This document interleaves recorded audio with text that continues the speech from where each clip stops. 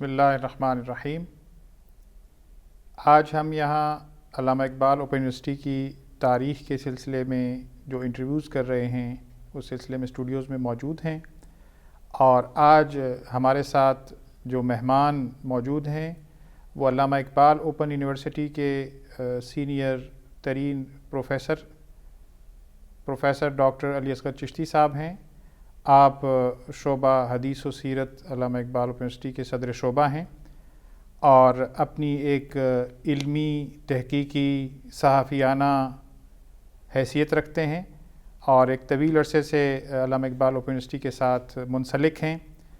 آج ہم ان سے گفتگو کریں گے۔ اس سے قبل میں یہ بتانا ضروری سمجھتا ہوں کہ پاکستان کے موجودہ حالات میں جہاں ہمیں اچھی خبریں کم ملتی ہیں، اس میں یہ بہت ضروری ہے کہ ہم نے پچھلے 65 سالوں کے اندر جو ایسے کام کیے ہیں، تاریخ کا جو ایک حصہ بن گئے ہیں اور جو کامیابی کی داستانیں ہیں، ان میں سے ایک داستان علامہ اقبال اوپن یونیورسٹی ہے۔ علامہ اقبال اوپن یونیورسٹی کے موجودہ vice chancellor professor doctor Nazir Ahmad Sanghi صاحب کا یہ ویژن ہے کہ ہمیں یونیورسٹی کی تاریخ کو مرتب کرنا ہے، اور جو افراد اس سے منسلک رہے ہیں ان کے ویوز کو تاریخ کا حصہ بنانا ہے۔ اسی سلسلے میں شعبہ تاریخ علامہ اقبال اوپن یونیورسٹی ایک پروجیکٹ پر کام کر رہا ہے جو تاریخ علامہ اقبال اوپن یونیورسٹی کی مرتب کرنے کا پروجیکٹ ہے۔ میں اسٹوڈیوز میں خوش آمدید کہتا ہوں پروفیسر ڈاکٹر علی اصغر چشتی صاحب کو۔ Welcome sir.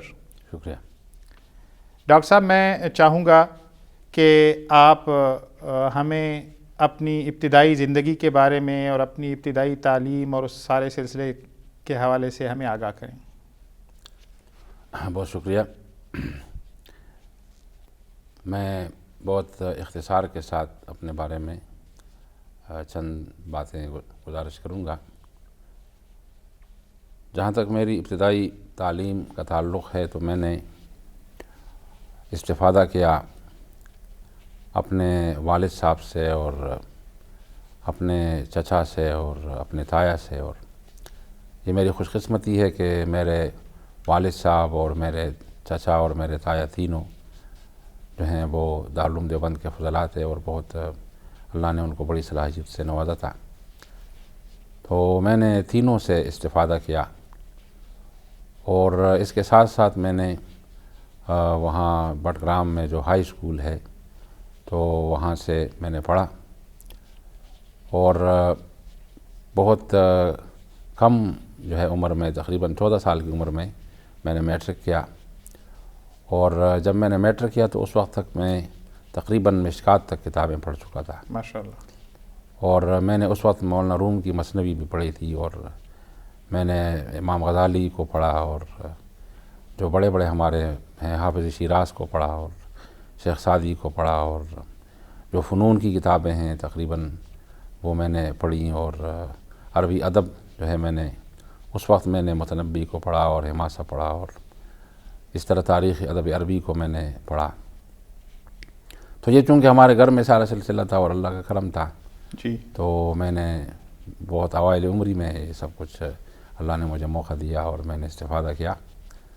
اس کے بعد پھر میٹرک کرنے کے بعد میں کراچی گیا، اور کراچی میں وہاں مدرسہ تعلیم الاسلام کے نام سے ایک مدرسہ ہے، اور وہاں میں نے داخلہ لیا، اور وہاں چونکہ نظام ایسا تھا کہ وہاں جو جدید اور قدیم کا امتزاج ہے، وہاں کالج بھی تھا اور ساتھ جو ہے درس نظامی بھی تھا۔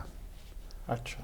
تو میں نے وہاں ایف اے میں داخلہ لیا، اور ایف اے کے ساتھ ساتھ وہاں جو سسٹم اس وقت رائج تھا، اس وقت چونکہ وفاق المدارس اس شکل میں نہیں تھا، تو ادیب عربی ہوتا تھا اور عالم ہوتا تھا اور فاضل ہوتا تھا۔ جی، تو میں نے اسی سسٹم کے تحت ادیب کیا، عربی میں بھی کیا اور فارسی میں بھی کیا، پھر عالم جو ہے عربی میں بھی کیا اور فارسی میں بھی کیا، اور فاضل جو ہے وہ بھی عربی میں بھی کیا اور فارسی میں بھی کیا، اور اس کے بعد پھر میں نے جو ہے اس کے ساتھ میں نے ایف اے بھی کیا اور بی اے بھی کیا، اور اس کے بعد دور حدیث کے لیے میں علامہ بنوری ٹاؤن میں میں نے داخلہ لیا، اور جب میں دور حدیث کر رہا تھا تو اس سال میں نے پھر لا گریجویشن میں داخلہ لیا ایس ایم لا کالج میں. جی. تو ساتھ ساتھ میں مدرسے میں بھی پڑھتا رہا اور وہاں کالج میں بھی شام کو جاتا تھا. تو اس طرح یہ ایک اللہ کا کرم ہے کہ میں نے دونوں جو علوم ہیں جدید اور قدیم، جو معاصر علوم ہیں عصری علوم ہیں، اور ساتھ ساتھ ہمارے جو علوم دینیہ ہیں، دونوں سے میرا تعلق رہا. ماشاء اللہ. اور اس کے بعد پھر جب میں نے دور حدیث کیا تو پھر مجھے تدریس کا موقع ملا، ٹیچنگ کا موقع ملا، اور میں نے بہت کم عمر میں پڑھانا شروع کیا. اس وقت میری 19 سال عمر تھی جب میں نے باقاعدہ تدریس شروع کی. ماشاء اللہ. اور تعلیم الاسلام میں نے تدریس شروع کی، اور میرا جو سبجیکٹ تھا وہ عربی ادب تھا. تو چونکہ میرا بنیادی میلان جو ہے وہ لٹریچر کی طرف تھا، تو میں وہاں عربی ادب جو ہے وہ میں پڑھاتا رہا.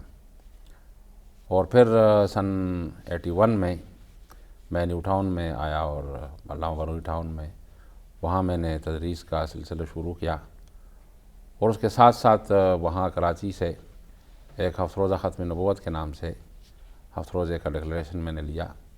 اور وہ چونکہ میرا ایک لکھنے کے ساتھ تعلق فطری تعلق تھا، تو میں ہفت روزہ ختم نبوت کا ایڈیٹر کے طور پر میں نے کام شروع کیا. اور میں تقریباً 83 تک جو ہے تدریس بھی کرتا رہا، اور ساتھ ساتھ میں ایڈیٹنگ بھی کرتا رہا. اور یہ جو ہمارا ہفت روزہ ختم نبوت تھا تو یہ بڑا اللہ نے اس کو بڑی مقبولیت دی اور پذیرائی دی. اور اس وقت ہماری سرکولیشن جو تھی وہ تقریباً 25,000 کے لگ بھگ سرکولیشن تھی. ہاں، تو یہ کام میں کرتا رہا، اور 83 تک میں کراچی میں رہا. اس کے بعد پھر میں کراچی سے اسلام آباد شفٹ ہوا، اور یہاں آ کر پھر میرا تعلق جامعہ فریدیہ سے ہوا. اور جامعہ فریدیہ میں صدر مدرس کی حیثیت سے میں نے وہاں کام شروع کیا. جی سر. اور پھر اس کے بعد میں 85 میں اسلامک یونیورسٹی آیا، اور اسلامک یونیورسٹی میں لیکچرر کی حیثیت سے میری اپائنٹمنٹ ہوئی. اور پھر وہاں رہتے ہوئے میں نے جو ہے 87 میں جب علامہ اقبال اوپن یونیورسٹی میں یہاں پہلی مرتبہ ایم فل اسلامک اسٹڈیز کا پروگرام آفر ہوا، تو میں نے یہاں جو ہے درخواست دی، اور پھر میں ایم فل میں یہاں بطور طالب علم یہاں آیا، اور ایم فل میں نے یہاں سے کیا. اس کے بعد میں نے P H D Punjab university سے کیا، اور تقریباً کچھ 15 سال میں اسلامک یونیورسٹی میں ٹیچنگ کرتا رہا اور ریسرچ کرتا رہا. اور اس دوران میں اللہ نے مجھے موقع دیا کہ میں نے کافی کچھ لکھا، وہاں کئی کورسز لکھے، اور حدیث کے حوالے سے میں نے کافی کام کیا. اور اس کے علاوہ عام جو اسلامک اسٹڈیز ہے اس کے لیے کافی کام کیا، اور تفسیر کا ایک کورس میں نے اس کے لیے کام کیا، اور وہ بڑا مقبول ہوا. پورے قرآن کی تقریباً تفسیر جو ہے وہ کورسز کی شکل میں ہم نے تیار کیا. یہ اسلامی یونیورسٹی میں؟ اسلامک یونیورسٹی میں جی ہاں. تو یہ اس کے بعد پھر جو ہے 99 میں یہاں آیا ہوں، اور اس کے بعد علامہ اقبال اوپن یونیورسٹی کے ساتھ وابستہ ہوں. ماشاء اللہ. ڈاکٹر صاحب، یہ اللہ کا بڑا کرم ہے آپ پر کہ آپ نے دونوں علوم پر بہت جید اساتذہ سے اکتساب فیض کیا، اور بہت کم سنی میں آپ نے تدریس کا شعبہ اختیار کیا. یہ ہمارے لیے اور ناظرین کے لیے ایک بہت دلچسپی کا پہلو ہے کہ علامہ اقبال اوپن یونیورسٹی سے آپ کا جو تعلق ہے وہ اب آپ یہاں سینئر پوسٹ پروفیسر ہیں، اور آپ نے ایم فل یہیں اسی یونیورسٹی سے کیا.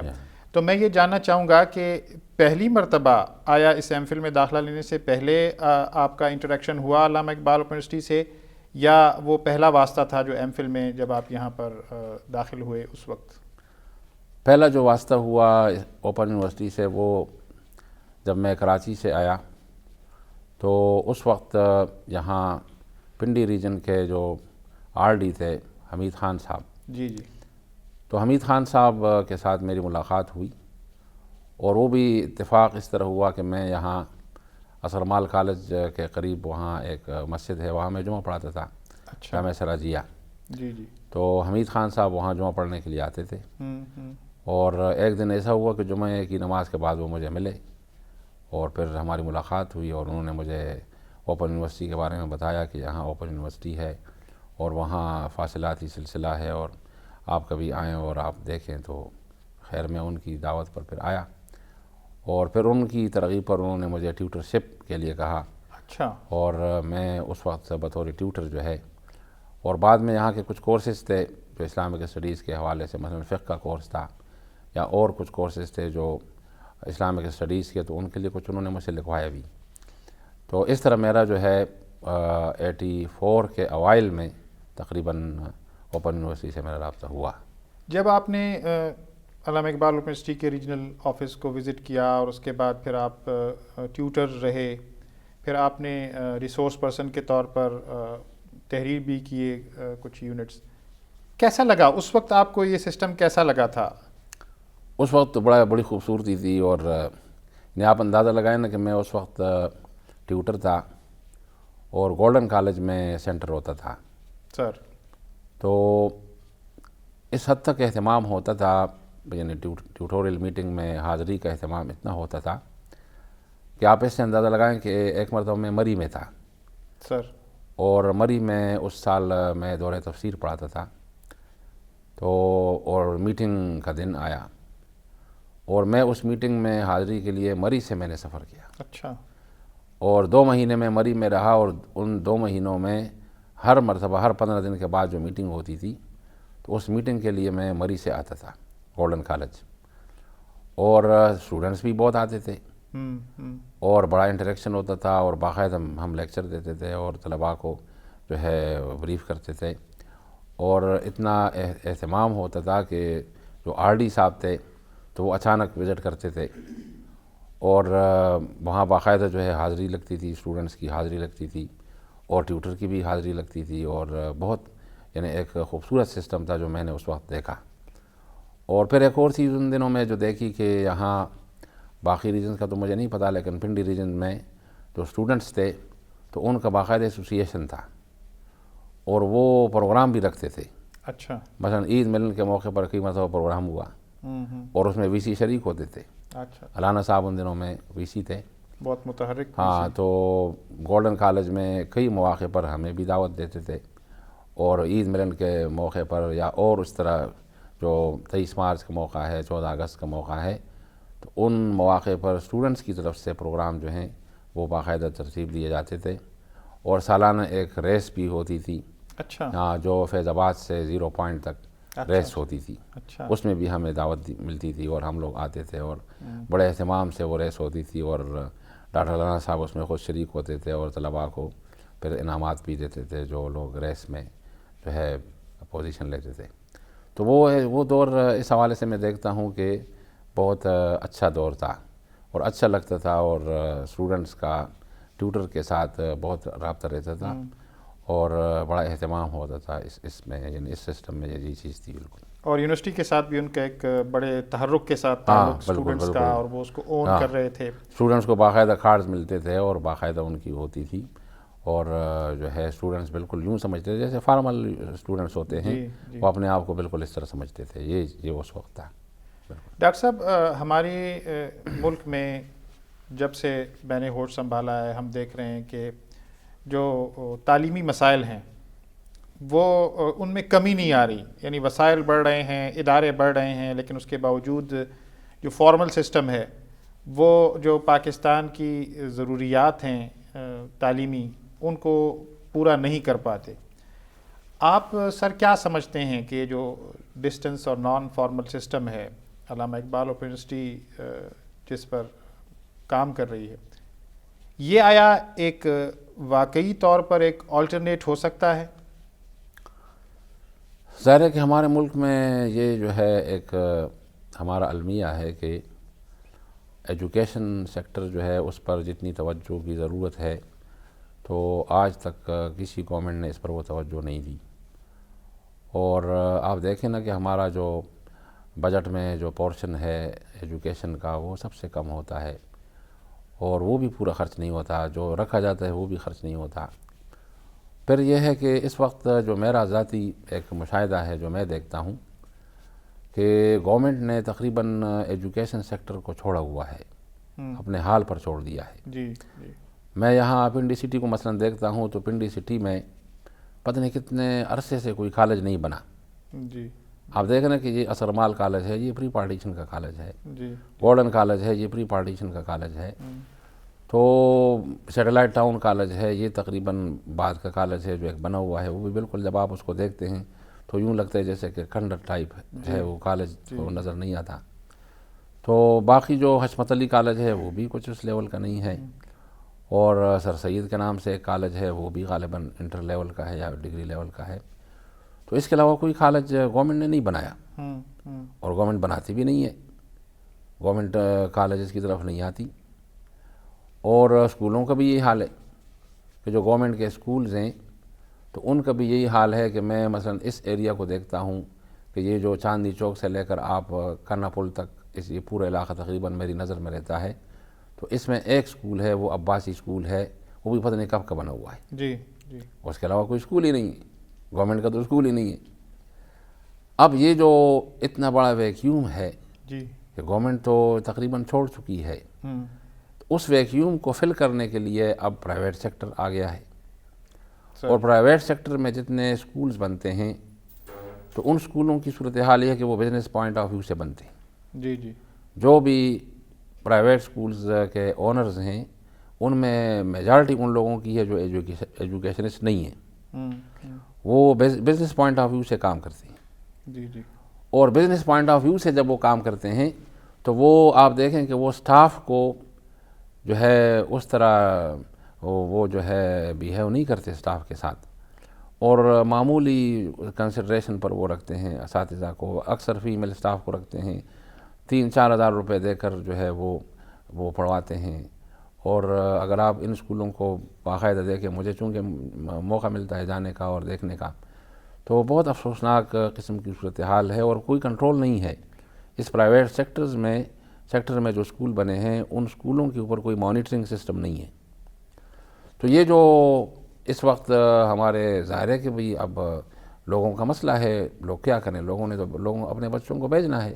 جی جی ظاہر ہے کہ محلے میں جو قریب ترین اسکول ہے وہ جس طرح بھی ہے تو وہ بچوں کو وہاں بھیجا جاتا ہے اور بچے وہاں جاتے ہیں. اور ان کے پاس عجیب و غریب گر ہیں کہ وہ جو استعمال کرتے ہیں، اور بظاہر یوں لگتا ہے کہ جیسے بہت اچھا اسکول ہے، لیکن اندر سے اگر آپ اسکول کے معیار کو دیکھیں، کوالٹی کو دیکھیں، تو وہاں کوئی ایسی بات نہیں ہوتی. تو یہ اس صورتحال میں پھر یہ جو اوپن لرننگ سسٹم ہے یہ بہرحال ایک بہتر سسٹم ہے، کیونکہ یہ نہ تو ایکسٹرنل ہے پوری طرح اور نہ فارمل ہے.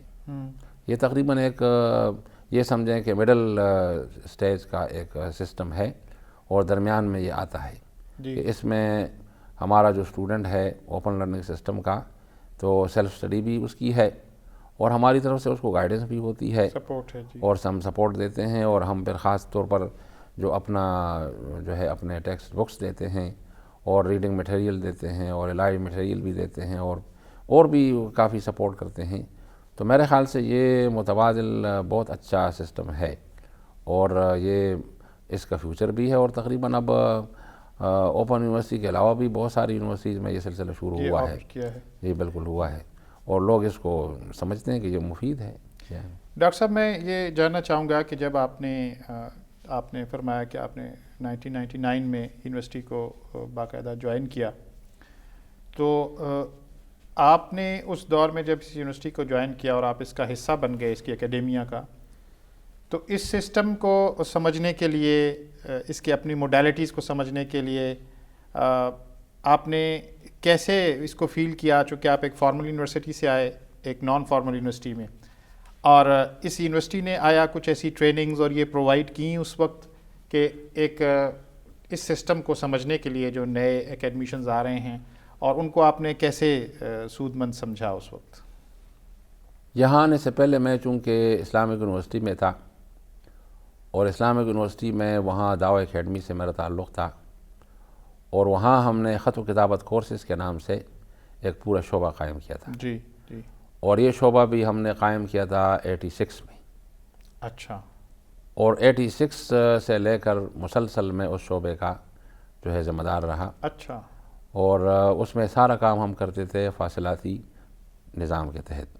مثلا ہم نے جو تفسیر کورس چلایا تو تفسیر کورس بھی سارے کا سارا ہم نے چلایا اسی اوپن لرننگ سسٹم کے اچھا تحت فاصلاتی ہی فاصلہ چلا ہے. اور اس وقت ہمارے پاس اس پروگرام میں 30-35 ہزار لوگ ہوتے تھے اچھا جو تفسیر کا کورس تھا.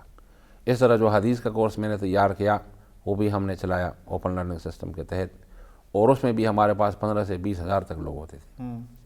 تو چونکہ میں فیملیئر تھا اس سسٹم کے ساتھ, تو فیملیئر تھا, اور یہیں سے میں نے چونکہ بطور ٹیوٹر بھی سیکھا, پھر میں یہاں جو ہے اسٹوڈنٹ بھی رہا, اور پھر یہاں کے جو حضرات کچھ تھے ان سے میرا تعلق بھی تھا. اور اس سسٹم کو جو ہے یہ میرے لیے کوئی نیا سسٹم نہیں تھا, جی, اس لیے اجنبیت آپ کو محسوس نہیں ہاں ہوئی؟ مجھے کوئی یہ میرے لیے اجنبی نہیں تھا. اور اس لیے میں جب یہاں آیا تو یہاں شعبہ حدیث اور سیرت میں آیا, تو میں نے بہت آسانی کے ساتھ اور بڑی سہولت کے ساتھ یہاں کے لیے کورسز ڈیزائن کیے. بلکہ جو ہماری موجودہ فیکلٹی ہے, جی جی یہ فیکلٹی 98 میں جو ہے اس وقت کے جو وی سی صاحب تھے ڈاکٹر انوار صدیقی صاحب, تو انہوں نے اس فیکلٹی کو, یہ فیکلٹی ان کے دور میں بنی. اسٹیٹس ملا. ہاں, پہلے تو یہ ادارے کا نام سے تھا, institute of Arabic and Islamic studies کے نام سے تھا. تو 98 میں ڈاکٹر انوار صدیقی صاحب نے اس کو باقاعدہ فیکلٹی کے طور پر ڈکلیئر کروایا.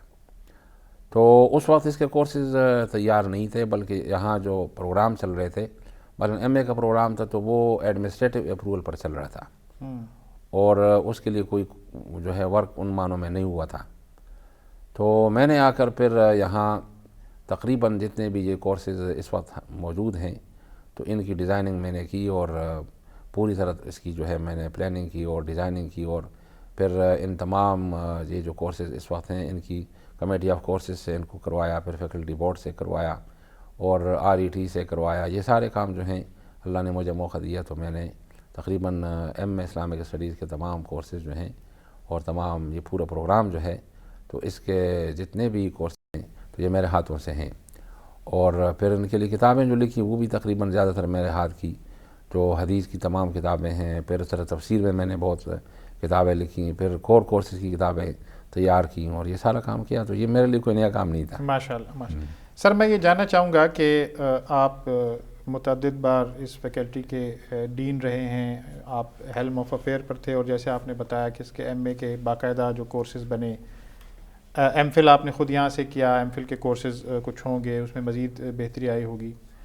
ہماری جو faculty of Arabic and Islamic studies ہے یہ اس ملک میں کیا تعمیری کام کر رہی ہے, لوگوں تک یہ علوم دینیہ جو ہے اس کو جدید انداز میں کس طرح سے پہنچا رہی ہے. اور ہماری یونیورسٹی کے اندر یہ ایک جو درسی مواد کا جو ٹرم استعمال ہوتی ہے, اور اس میں ہمارا یہ جو جس ادارے کے اسٹوڈیو میں آج ہم بیٹھے ہوئے ہیں IET, اس سے ہمیں بہت سارے اسٹوڈنٹس کو سہولت ملتی ہے. اور مزید ایک بات جو میں آپ سے جاننا چاہوں گا, اب ہمارے جو موجودہ وائس چانسلر ہیں ان کی ذاتی دلچسپی کی بنیاد پر ویڈیو کانفرنسنگ کے سیٹ ملک میں اب مختلف ریجنز میں موجود ہیں.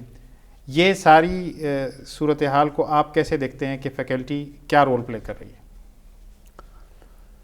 یہ اللہ کا کرم ہے کہ ہماری جو فیکلٹی ہے تو یہ اس وقت تقریباً پاکستان کی جتنی بھی یونیورسٹیاں ہیں اور ان یونیورسٹیز میں جتنے بھی وہاں شعبے ہیں اور فیکلٹیز ہیں, تو ہماری فیکلٹی جو ہے یہ تقریباً اس وقت لیڈنگ رول پلے کر رہی ہے. اچھا.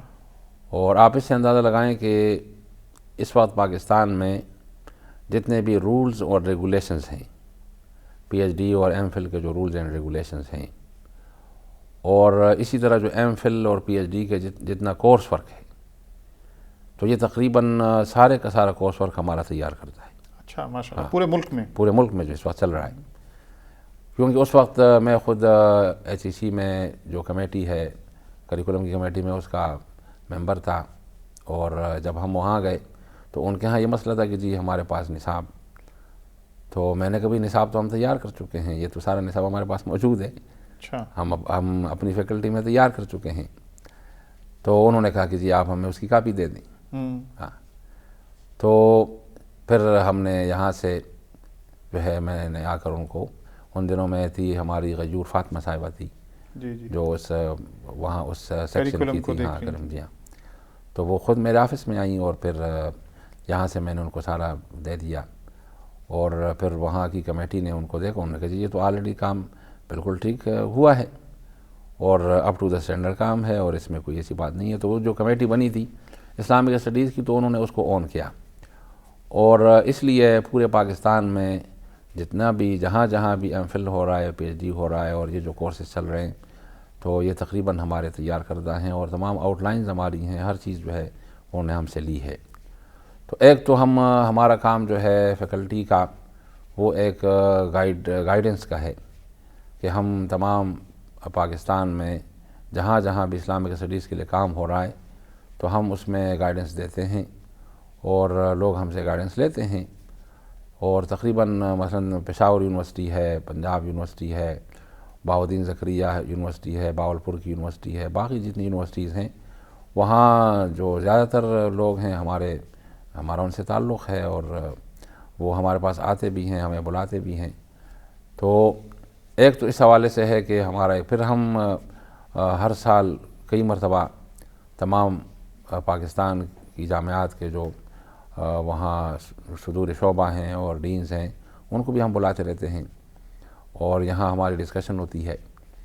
تو ایک تو اس حوالے سے ہے. دوسرا یہ ہے کہ یہ جو ہمارے ہاں علوم اسلامیہ ہیں تو اس میں دیکھیں کہ پاکستان میں کام ہو رہا ہے, دو حوالوں سے کام ہو رہا ہے سر. ایک تو علوم اسلامیہ کی ترویج میں کام کر رہے ہیں دینی مدارس اور دوسرا کام جو ہو رہا ہے وہ کر رہے ہیں یہ ہمارے کالجز ہیں اور یونیورسٹیاں ہیں اور اسکول لیول پر بھی کچھ کام ہوتا ہے. اب اس میں جو دینی مدارس میں کام ہو رہا ہے تو ظاہر ہے کہ دینی مدارس میں وہی طلباء جو دینی مدارس کو جوائن کرتے ہیں اور وہاں رہتے ہیں اور وہی استفادہ کرتے ہیں. جی ہاں, جو ایک محدود تعداد ہے, جتنی بھی ہے بہرحال محدود ہے, لاکھوں میں ہے لیکن پھر بھی محدود ہے. ظاہر کروڑوں کی آبادی میں جو ہے لاکھوں میں وہ لوگ ہیں تو وہ محدود ہے. اس طرح جو فارمل سسٹم میں اسٹوڈنٹس آتے ہیں اور ایم اے اسلامیات کرتے ہیں تو آپ اندازہ لگائیں کہ پاکستان میں جتنی یونیورسٹیاں ہیں وہاں جو ایم اے اسلامک اسٹڈیز کے اسٹوڈنٹس ہوتے ہیں تو وہ 40 اور 50 سے زیادہ نہیں ہوتے. اگر آپ پنجاب یونیورسٹی میں جا کر دیکھیں تو پنجاب یونیورسٹی میں بھی ایم اے اسلامک اسٹڈیز کی کلاس میں 40 اور 50 کے درمیان لوگ ہوتے ہیں. درست. اور کراچی میں تو اس سے بھی کم ہوتے ہیں اور پشاور میں بھی تقریباً اسی طرح ہوتے ہیں, بہاؤالدین زکریا میں, باقی تقریباً تمام ایوریج اسی طرح ہاں ہے. تقریباً. لیکن ہمارے ہاں جو ایم اے اسلامک اسٹڈیز کا پروگرام ہے تو اس میں سالانہ 7 سے 8 ہزار لوگ داخلہ لیتے ہیں ماشاء اللہ. ہاں. اور یہ جو 7-8 ہزار ہمارے اسٹوڈنٹس ہیں تو ہماری کوشش یہ ہوتی ہے کہ بھئی جب ایک طالب علم ایم اے اسلامیات کر لے گا کچھ نہ کچھ تو پڑھ لے گا نا. جی بالکل صحیح بات. اب وہ ایک عام آدمی سے بہتر ہوگا یقیناً. ہاں. ایک طالب علم جو ایم اے اسلامک اسٹڈیز کرے گا, مثلا وہ تفسیر کے پرچے میں ہم نے سورۃ النساء اور سورۃ المائدہ جو ہے 2 صورتیں ہم نے رکھی ہیں اور بڑی تفصیل سے دونوں صورتیں میں نے خود ان کی تفسیر کی ہے اور بہت محنت کی ہے اور اللہ کا کرم ہے کہ وہ بھی ہماری دونوں جو صورتیں ہیں باقی یونیورسٹیز میں بھی وہ پڑھائی جاتی ہیں. اچھا. وہی ہماری جو کتاب ہے وہ پڑھائی جاتی. تو یہ جو طالب علم اگر وہ 2 صورتیں سورۃ النساء اور سورۃ المائدہ جو بہت اہم صورتیں ہیں تفصیل سے پڑھ لیتا ہے, پھر تفسیر کے اصول جو ہیں کچھ پڑھ لیتا ہے. اس طرح ہم نے حدیث کے پرچے میں مثلا صحیح بخاری سے کتاب الایمان ہے, کتاب العلم ہے, اس طرح کی چیزیں رکھی ہیں. پھر ہم نے سنن ابو داؤد سے جو آداب ہیں سارے, جو پورا چیپٹر ہے جو آداب سے متعلق ہے وہ سارا ہم نے رکھا ہوا ہے. اور اس کے علاوہ جو ہے اصول کچھ حدیث کے اور تاریخ جو ہے حدیث کی کچھ رکھی ہے. پھر فقہ میں بہت اہم جو چیپٹرز ہیں فقہ سے متعلق وہ رکھے ہوئے ہیں, جو معاملات ہیں, اور پھر جو فیملی لاز ہیں اور اس طرح کی چیزیں ہیں. تو ہسٹری میں بھی جو ابتدائی ہسٹری ہے وہ رکھی ہے اور باقی عربی زبان کا ایک پرچہ ہے. تو جو طالب علم ایم اے اسلامک اسٹڈیز کر لیتا ہے اور خاص کر جو ہمارا ایم اے ہے اور ہمارے نصاب کے مطابق کر لیتا ہے تو میں سمجھتا ہوں کہ وہ بہتر ہو جاتا ہے اور کافی بہتر ہو جاتا ہے. جو ہمارا تجربہ ہے کہ ہمارے طلباء ایم اے کرنے کے بعد ہم ان کو جو دیکھتے ہیں تو ان میں کافی چینج آتی ہے اور بہتری محسوس ہوتی ہے. ہم بھی کرتے ہیں, وہ بھی جو ہے اپنے اندر ایک بہتری محسوس کرتے ہیں اور پھر ان کا رجحان ہو جاتا ہے اسلامیات کی طرف ہو جاتا ہے، اور پھر وہ جو ہے آگے مزید بھی پڑھتے ہیں۔ تو یہ تقریباً اتنی بڑی تعداد جو ہے جو ہر سال ہمارے ہاں ہمیں جوائن کرتی ہے اور ہمارے ہاں ایم اے اسلامیات کرتی ہے۔ پھر آپ دیکھیں کہ ہمارے ہاں بی اے لیول پر ایک کورس ہے سیرت کا، جی، سیرت طیبہ کا۔ تو میں دیکھتا رہتا ہوں کہ سیرت طیبہ کو طلباء، حالانکہ وہ آپشنل کورس ہے، لیکن وہ بھی ہر سیمسٹر میں جو اس کی انرولمنٹ ہوتی ہے تو وہ 60 اور 70 ہزار کے درمیان ہوتی ہے۔ ماشاءاللہ۔ اب پاکستان میں آپ دیکھیں کہ عام طور سے تو سیرت کا مطالعہ کوئی نہیں کرتا، ہاں، سیرت تو ایز اے مضمون نہیں ہے نہیں، ہاں، کہیں کہیں بھی نہیں ہے۔ اسلامیات ہے، اختیاری ہو، ہاں، لازمی ہاں، ہو، اس کا ایک حصہ اس کا ہوتا ایک ہے حصہ، سیرت۔ بالکل۔ تو ہمارا پورا کورس ہے، اور وہ بہت معیاری قسم کا کورس ہے جو ہم نے تیار کیا ہوا ہے، اور اس نیت سے ہم نے تیار کیا ہوا ہے کہ طلباء جو ہیں کم از کم اللہ کے رسول کی سیرت کو صلی اللہ پڑھ علیہ لیں۔ تو بی اے لیول پر ہم نے وہ سیرت کا ایک پورا پرچہ رکھا ہوا ہے، سیرت کا کورس رکھا ہوا ہے۔ اس طرح بی اے لیول پر ہمارا ایک فقہ کا کورس ہے، وہ بھی بڑا مفید کورس ہے، اور اس میں بہت بڑی انرولمنٹ آتی ہے، طلباء جو ہیں اس کو پڑھتے ہیں۔ اور یہاں تک اس کورس کی پذیرائی ہے کہ جو لا گریجویٹس ہوتے ہیں اور جو قانون کے طلباء ہوتے ہیں، جو LLB کرتے ہیں، وہ بھی ہمارے اس کتاب کو پڑھتے ہیں، استفادہ اس سے کرتے ہیں۔ ڈاکٹر صاحب، میں یہاں یہ جاننا چاہوں گا آپ سے کہ اس وقت ہمارا معاشرہ بہت ساری خرابیوں کا شکار ہے، اور اس میں ایک جو خرابی ہے وہ فرقہ واریت ہے، اور جیسے آپ نے خود ذکر فرمایا کہ مدارس ہیں، مدارس کی ایک بہت بڑی تعداد ہے، لیکن انفارچونیٹلی مدارس کا ایک اپنا مزاج ہے جو بہت خدمت تو سر انجام دے رہے ہیں، لیکن وہ ایک خاص مکتب فکر کے چونکہ مدارس ہوتے ہیں، اس مکتب فکر کی ترویج و اشاعت بھی اس کا ایک حصہ ہوتا ہے، اس کے سارے کریکولم کا اور اس کے سارے ماحول کا۔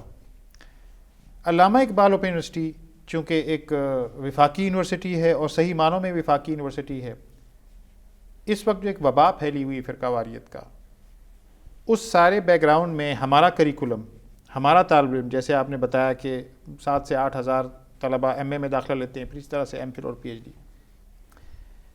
ڈاکٹر صاحب، آپ کیا سمجھتے ہیں کہ وہ ہمارے اس پروسیس سے 2 سال گزرنے کے بعد اس کے اندر جو اصل ماخذ ہیں قرآن اور حدیث، اس کی طرف جھکاؤ زیادہ ہو جاتا ہے اور وہ اپنے مخصوص اسکول آف تھاٹ سے ماورا ہونے کی کچھ اہلیت اس میں پیدا ہو جاتی؟ اس کے لیے 2 حوالوں سے کام ہو رہا ہے ہمارے ہاں فیکلٹی میں۔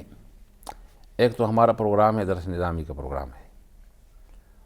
تو درس نظامی کا پروگرام جو ہے یہ بنیادی طور پر ان طلباء کے لیے ہے جو دینی مدارس میں پڑھتے ہیں، اور اس میں کوئی تفریق نہیں ہے۔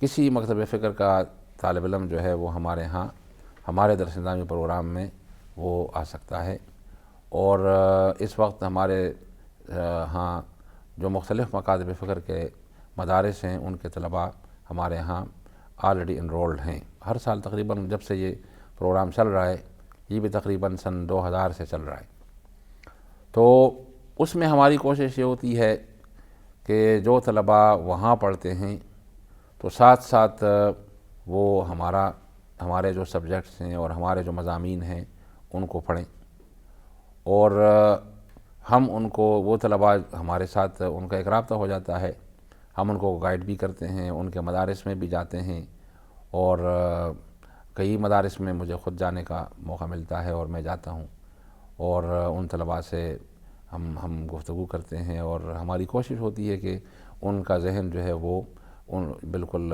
یعنی اس میں ایسی بات نہ ہو، محدود نہ ہو۔ دوسرا جو ہے جیسے آپ نے بتایا کہ جو لوگ ہمارے ہاں سے پڑھ لیتے ہیں ان میں کوئی چینج اس حوالے سے آتی ہے، تو یہ بہت خوبصورت سوال ہے، اور میں نے دیکھا ہے، جو میرا ذاتی مشاہدہ ہے، کہ ہمارے طلباء واقعی جو ایم اے اسلامک اسٹڈیز ہمارے ہاں کرتے ہیں یا ایم فل کرتے ہیں، تو بہت سارے طلباء جو پہلے ایک محدود ذہن کے ہوتے ہیں، بعد میں ان کا ذہن کھل جاتا ہے۔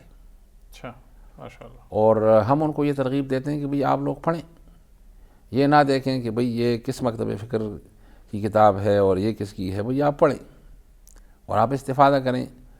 اور پھر یہ ہے کہ اصول ہمارے ایک ہیں، جی، یہ جو تفریق ہے یہ تو بہت معمولی قسم کے مسائل کی وجہ سے پیدا کی گئی ہے.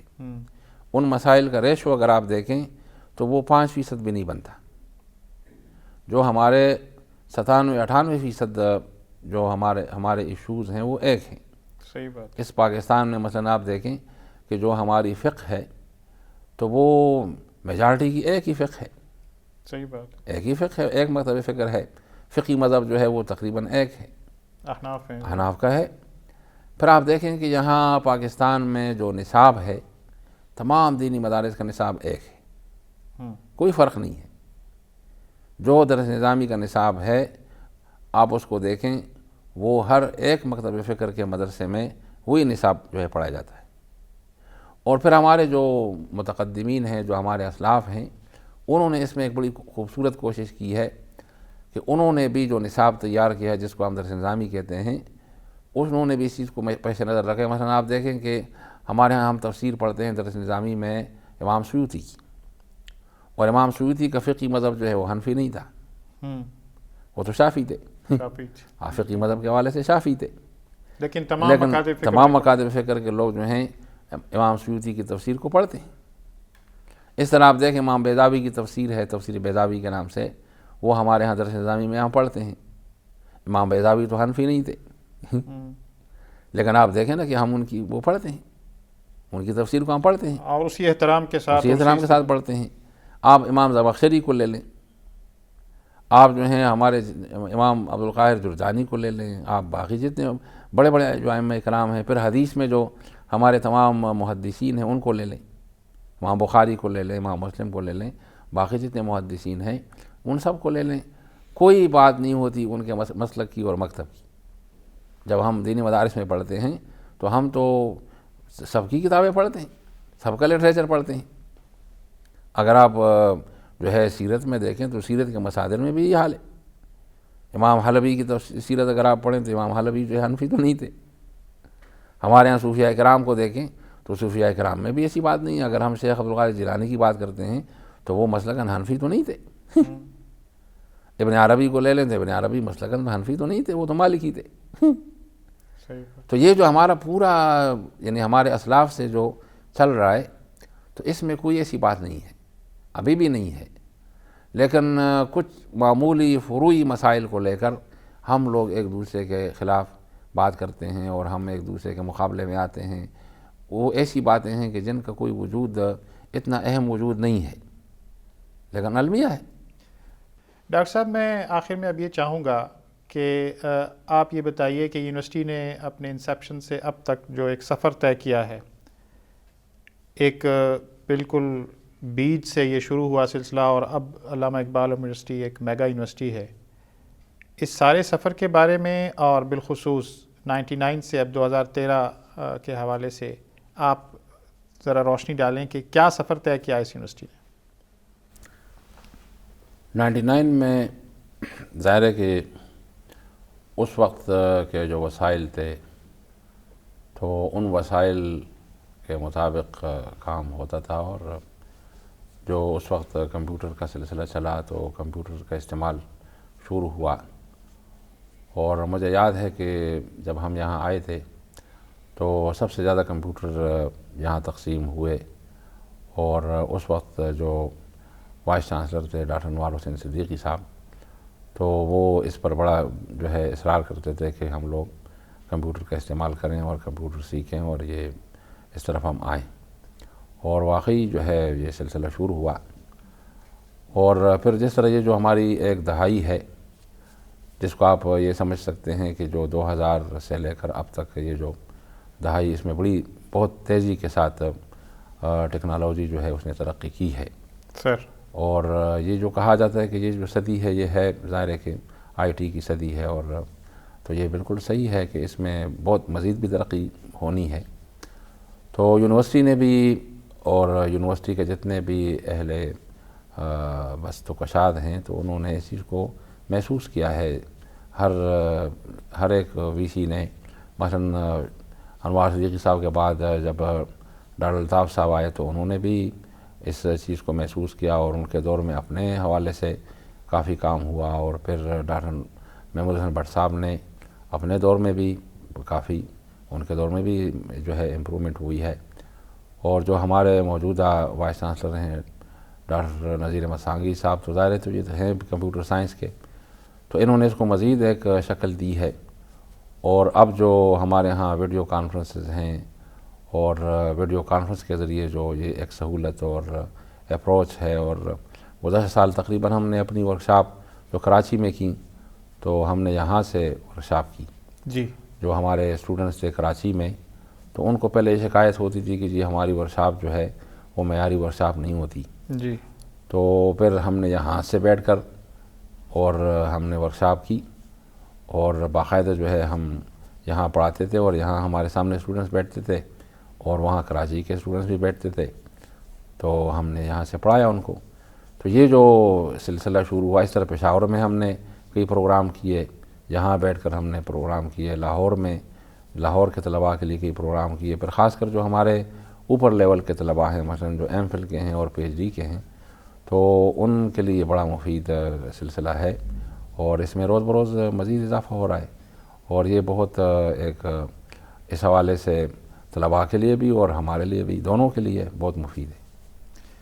ڈاکٹر صاحب، میں بہت شکر گزار ہوں کہ آپ نے اپنی مشغولیت میں سے ٹائم نکالا، اور آپ کے ساتھ علامہ اقبال یونیورسٹی کی تاریخ کے حوالے سے بہت اہم گفتگو رہی.